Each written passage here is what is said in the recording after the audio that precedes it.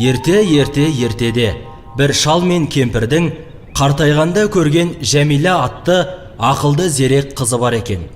Ол 5 жасында хаттанып, кітапты қызығып оқитын болыпты. Бірақ достары одан: «Кітаптан не қызық оқыдың? Бізге де айтшы», деп жалынып сұраса да, өмірі айтпай қояды екен. Атанасы оған мұндай әдетіңді қой десе де, олардың сөзін елемей жүре беріпті. Сөйтіп жүргенде, бір күні ол достарымен бірге ауыл маңында гүл теріп жүріп, қызыл жасылды әдемі көбелекті көріпті. Қыз оны қуа жөнелген екен. Бірақ көбелек оп-оңай ұстатсын ба? Қуа әбден шаршаған соң көк шалғының үстіне құлай кетіпті. Бір заматта жан жағына қараса, мүлде беймәлім жер, көз көрім жерде тірі жан жоқ. Өзінің адасып кеткенін түсінген қыз көзінің жасын төгіп жіберіпті. Сөйтіп, беті ауған жаққа қарай жүгіріп келе жатса, қайдан шыққаны қайдам, бір қызыл ит оны тұра қуыпты. Қыз қорыққаннан есі шығып безе жөнеледі. Сөйтіп, бір қырдан асқанда алдынан ақсақалды қария кезігіп, таяғымен итті қуып жіберген соң: «Не қып жүрген қызсың?» дейді.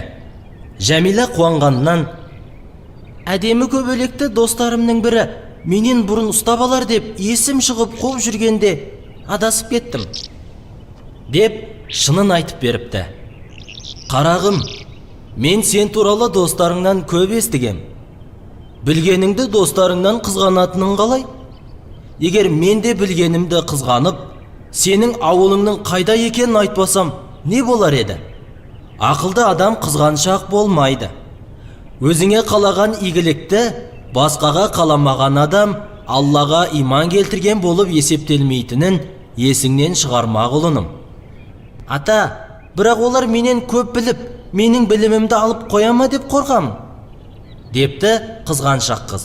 Сонда дана қария күлімсіреп тұрып: «Білім жаңбыр секілді. Жаңбыр жақсы топыраққа жауса, ол жер суды сіміріп, одан мол шөп өсіп шығады. Бірақ жаңбырды бойына сіңірмейтін жерлерде болады. Алла оның да пайдасын адамдарға тигізеді. Адамдар одан су ішеді, малдарын суғарады. Жаңбыр оның басқа жеріне де жауады. Ол бірақ суды да ұстамайтын, шөпті де өсірмейтін сор жер. Яғни жақсы нәрсе келгенімен оны өзі де пайдалана білмейді. Өзгеге де пайдасын тигізе алмайды.